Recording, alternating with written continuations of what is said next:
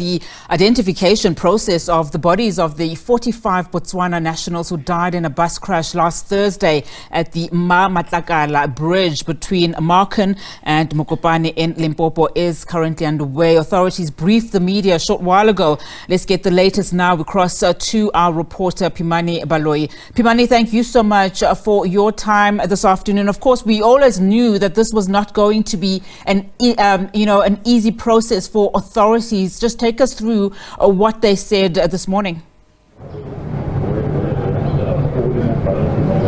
Good afternoon, Unat, good afternoon to our viewers. As you rightfully stated, authorities, the Minister of Health, Dr. Joe Phaahla, emphasized that it's going to take for some time for some of the bodies of the people who passed away during that bus crash last Thursday to be identified and their bodies repatriated back to Botswana for burial, for the families to have closure. The Minister did emphasize that the main priority for them as the South African government is to ensure that the families of the deceased get closure as early as possible and that they get to bury their loved ones, but emphasizing that this is going to be a lengthy process. But he also stated that there were about 8 identifiable bodies, some of which have been identified by the families of those deceased, and some of them are currently undergoing the post-mortem process before they can be repatriated. But joining the minister was the MEC of Health here in Limpopo, Dr. Ramatuba,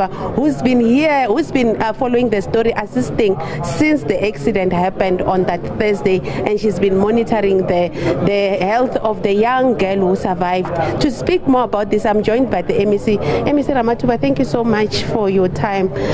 The minister briefed the media. The first point was the status of the health of the 8-year-old who survived that accident scene, and we understand that she might get discharged soon. How is she? Was she happy to see the minister? Was she even able to interact with the minister and yourself as well? Good afternoon and afternoon to all your viewers. What we can indicate is that yes, indeed the child is doing well. She's in good spirit. She was able to interact with us. She was able to tell the minister that she's in grade 4 and she would want to become a doctor one day.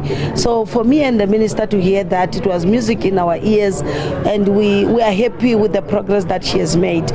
Of course, as you would understand that especially a psychologist and a surgeon says they would just want some time just to make sure that when they hand over her to the Department of Health in Botswana, she is in that condition that all of us are happy and satisfied. But she is in good hands. I'm glad even the High Commissioner saw it herself, even the minister has seen her.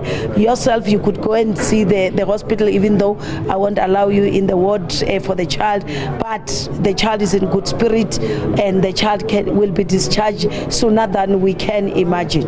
Despite her having survived this accident, MEC, this is such a tragic story. You also mentioned the state of the mother of this little girl and how the family was also affected by this tragedy. Just take us through how the family is coping and the state that the help that the mother specifically is getting from authorities.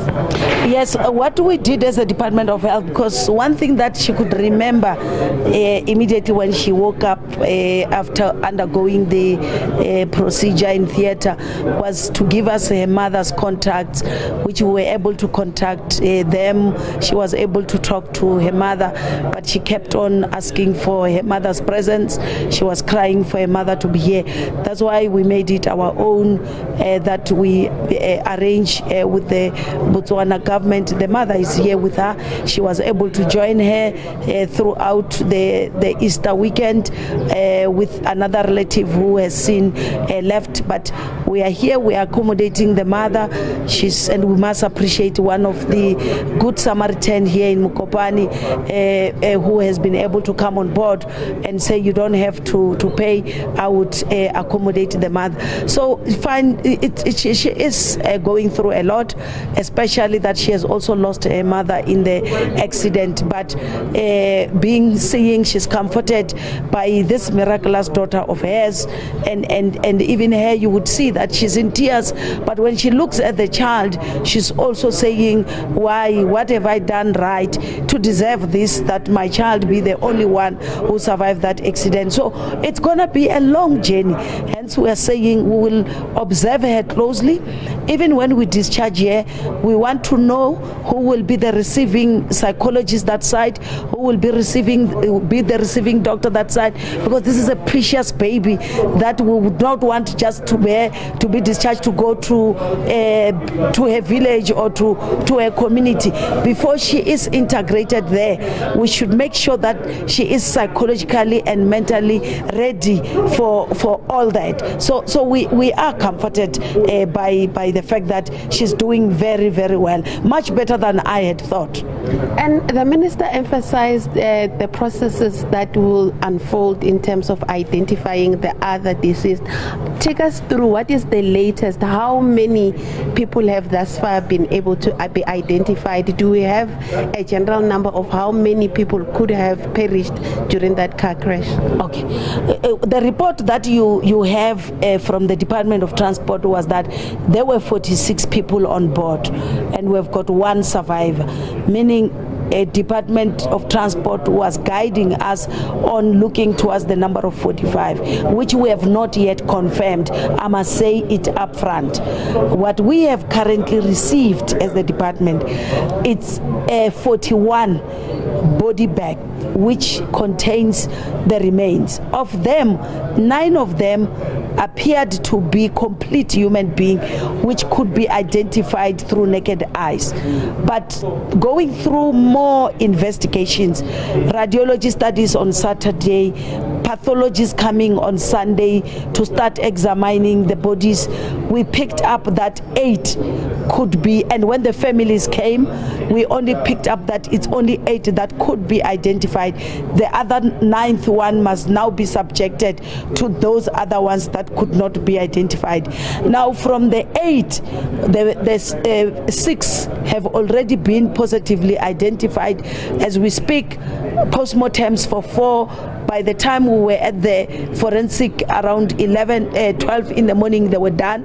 We are expecting by 2, 3 the remaining 4. So 8 will be done today, and we will be ready as the Department of Health to work with our sister department for the repatriation, depending on what the Botswana government is saying in terms of guiding us. Now then, the second part is those other 33 human remains. We still insist that these are human remains because these are not complete human beings when you look at them. It's just the remains of human beings. As I've said previously, painful as it is, when an accident happens, when the buses crash, you sustain physical injury. Sometimes your limbs get decapitated. Sometimes your 2 bodies are joined together, and when the bus caught fire, you bend being 2, and then that is why inside one body bag you might find there are 2 pelvic bones. That is also another indication that there could be 2 human beings, because there's no one person with 2 pelvic bones. So that is the studies that I'm saying. This afternoon we have received forensic victim identification team from SABC in Pretoria. We have got our forensic pathologists are here. The Botswana team of forensic will be here with their DNA sampling. Remember, they must also collect the specimen and the tissues from the families in Botswana of these remaining ones, so that they bring them here, and then we do that cross-matching. So when they come, the whole team will be doing all what is needed. It's a lot. You know, you've got this, what we call the forensic anthropologists who study your skulls, who will do all those. So the South African government will go all out with all its technology, with all the resources that we have, so that we make sure that, as the minister was emphasizing, what is critical for us is for family to get closure. And family can only get closure when they have the remains, so that they can say, there lies my loved one. So it becomes a problem when you don't know where the remains of your loved ones are. So we are alive to that reality. But at this point, you cannot put deadline timelines, dates in terms of that, how long that process would take and when they might be able to get those remains? We are not going to tell you exactly when, but what we can indicate you to say each time when we pass a certain stage, like we are doing today, we are going to brief you. We will never leave you in the dark. We will come and account and answer questions that we can answer. For now, because it's not dependent only on the Department of Health, where I said the minister is here and the MEC is here, so these things can be done tomorrow. We also have got our South African Police Services that is responsible also for the DNA sampling. We also, what complicates is that we've got another government, which is the government of Botswana, which has got its own Department of Health, Department of Forensic, SABC, all those. So when you are dealing with different governments and different departments, it's not a straightforward matter like it would be when we are dealing with ourselves as the provincial department. If it was about the ordinary postmortems, I was going to tell you that by today all the 45 will be ready. I was mobilizing my own pathologists from all over the province. We come because it's a disaster and we do postmortems and then we hand over the remains. But now we cannot exactly say what time. But what the people must remember, especially the people of Botswana, is that as South African government, we are a caring government and we are alive to the reality of the pain that they are going through. We have gone through this pain, even if our bodies were not, the remains of our loved ones were not burned beyond recognition when they went to Nigeria to attend a church that year in 2014. It was a painful exercise for us. So we wouldn't want anyone to go through that pain. So we know that pain of waiting, not knowing what's happening. So they say we learn from our previous experience. Thank you so much. That's Onati, the MEC of Health here in Limpopo, Dr. Popi Ramatuva, saying that a long road lies ahead in terms of ensuring that all the remains of the people who perished in that bus crash on last week Thursday are identified and repatriated back home in Botswana, where they can have their funeral services. She's also mentioned that the 8-year-old that we know is the sole survivor from that car crash is in good spirit. She was able to interact with both the MEC and the minister, stating that she is in grade 4. So they are hopeful that that 8-year-old will be discharged soon, and the process of ensuring that she has back home in Botswana start. But one of the things that was emphasized at that media briefing, Onati, was the fact that us as members of the media should be able to give the family, especially the family of this 8-year-old, space, because they are also grieving the death of this 8-year-old's grandmother, whom she was with in that bus when that bus crash happened, stating that the mother of this 8-year-old lost her mother. She's also getting psychological assistance, ensuring that she deals with grieving and losing her mother, as she also is dealing with her child getting this medical attention and a process where she would have to be moved back to Botswana so that her life can resume as normal. Unati.